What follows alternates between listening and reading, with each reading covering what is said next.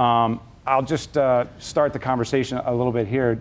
Is this something that you knew was a problem in St. Louis? Is this something that you had heard of before tonight, before we asked you to come talk about it? I remember starting to read articles in the Post-Dispatch and other places about, heroin overdoses in places in places west of 270, but not rural. It's suburban. I had friends who lived out there, and I thought how weird that was, how out of place that seemed at the time, because heroin didn't seem like something that would be in the middle of middle-class suburbia. I was completely shocked. And I'd started reading articles about it as well, but I didn't know that the rates were increasing as quickly as they were in the time frame that we're talking about. And real quick, Barrett, Michelle, and Joe, for introduction purposes, I apologize. I cut you off, go ahead. Well, I had heard about it before, but it seemed like it was only an inner city issue. Right. So it's interesting that the issue now is getting attention on a national level. So I really want to know, I question the politics surrounding the issue. Is it an important issue because it's affecting a different demographic than it has historically? Yeah, do you question our interest level? I don't know. Are we only interested now because it's affecting a different group of people? Mm-hmm. Is that something that crosses your mind? Definitely. I think there's more of an air of urgency around it now because we see upwardly mobile, middle income, upper income, Caucasian young people in the suburbs suffering from this.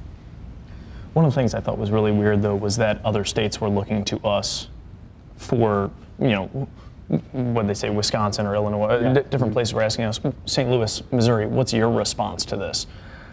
That makes me feel like we've got it much worse than a lot of places. If they're starting to turn to us and ask, how are you guys doing this? That probably, to me, that says we've got it worse than a lot of places. See, I disagree with you. I think it's been an issue that's been here, but I think people are just starting to open their eyes up to it now.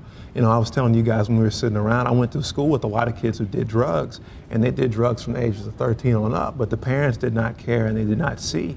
So I guess it's a question of, are you really looking at the issue? Are you seeing it? Are you involved in your kids' lives?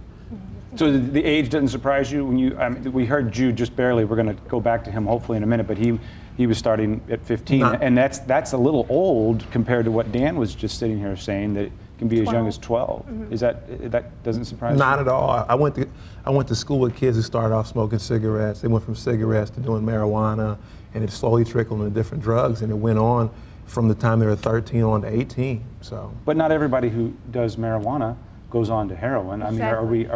Does that confuse you at all? Is that a question you have? I think it's interesting when Dan Duncan was saying that the gateway of drugs seems to be prescription medication, and that also has implications in terms of the populations that we're speaking about. You don't see low-income urban children using their parents' prescription meds for painkillers or anything like that. Mm-hmm. So the gateway drugs of choice are different. Well, that speaks to access too, mm-hmm. because low-income kids probably don't have access to health care like that. Mm-hmm. Whereas kids who are from middle class or upper middle class, their parents have health care, so they have more readily access to the gateway drugs if they're prescription drugs.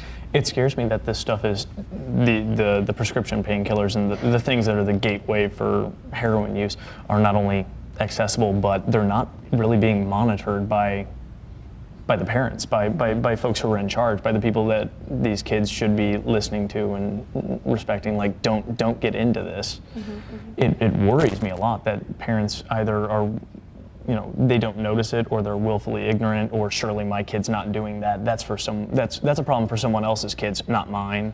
What's going on there that they don't see this? Well, I don't think I don't have any kids, but I'd imagine it seems like some parents would not think if you have some medication in a drug cabinet, you have kids going in there taking a few pills out of it. So I think it's something that's easy to not see. Mm-hmm. Something that was interesting to me, the method of getting high. So the fact that these kids are choosing to snort these pills essentially, or the powder is interesting as opposed to shooting up. I think the notion that snorting is more glamorized and it's more socially acceptable than shooting up, but then eventually they get to that point. Junkies use it.